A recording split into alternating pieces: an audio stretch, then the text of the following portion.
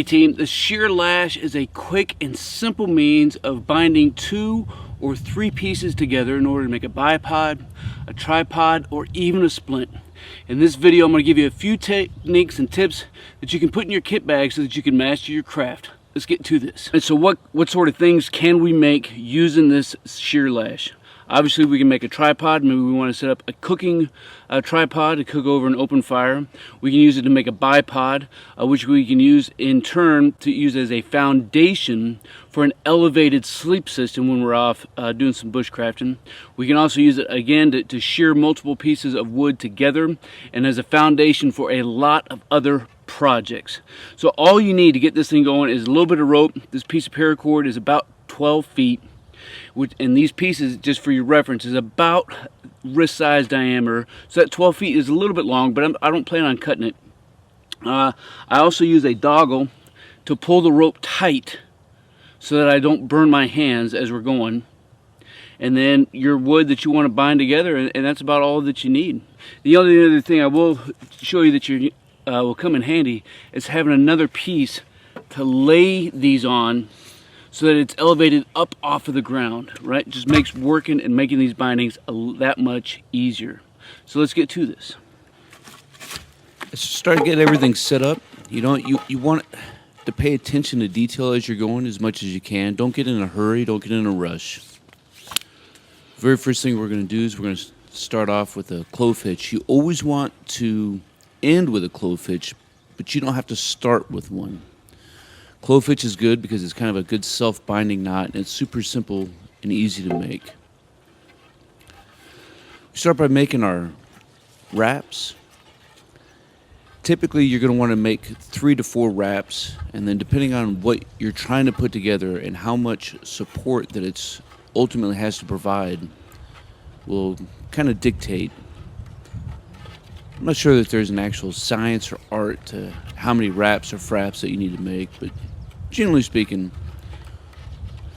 4 wraps and 3 wraps, and you're going to be good to go for pretty much everything you're going to want to put together. Again, try to pay attention to detail. You don't want your cordage to be crossing over each other. You want everything nice and smooth.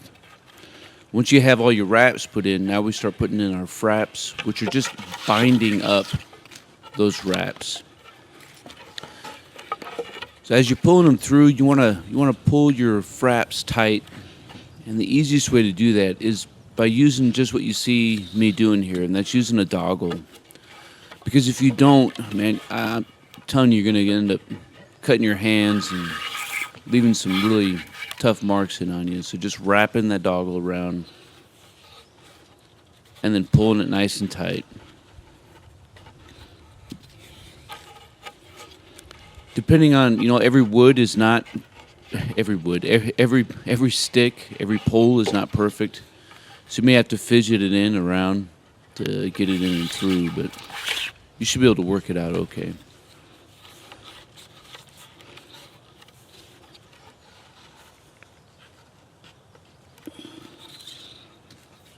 If you feel like you need to use that doggle for every time you draw it through, you can always take the whole thing and flip it back and forth, if that makes sense.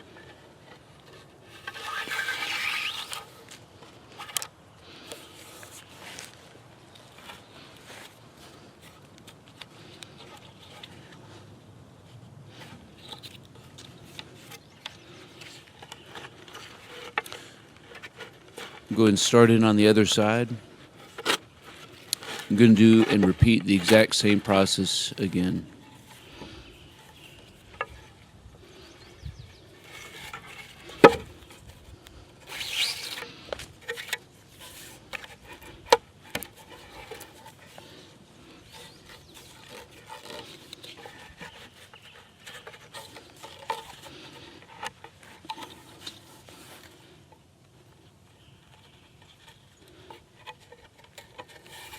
Again, I started off, this piece of cordage was about 12 feet, so it's a little bit longer than what you would need, and sometimes you don't always know how much you're going to need for what you're going to be using. So, having a piece that's about 10 to 12 feet, that's a good piece of cordage to use for a variety of different projects. And again, when I'm done, I'm not going to cut it because I can take it off this tripod and use it again for another project.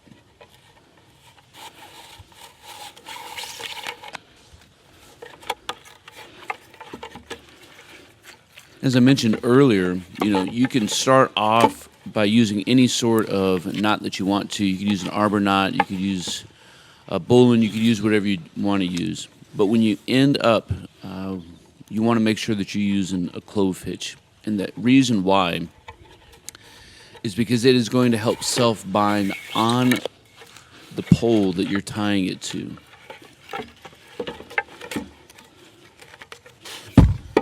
So we get it drawn in nice and tight again, and now we can go ahead and start putting in our clove hitch.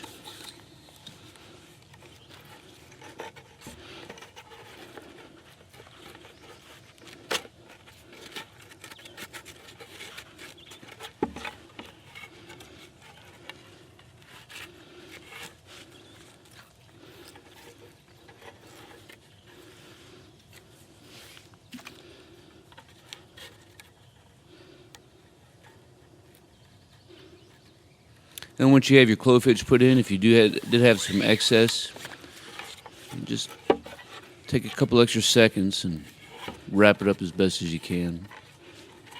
If you know it's never going to be used again, you could, go ahead and cut it, but I'm kind of opposed to cutting rope if I don't have to.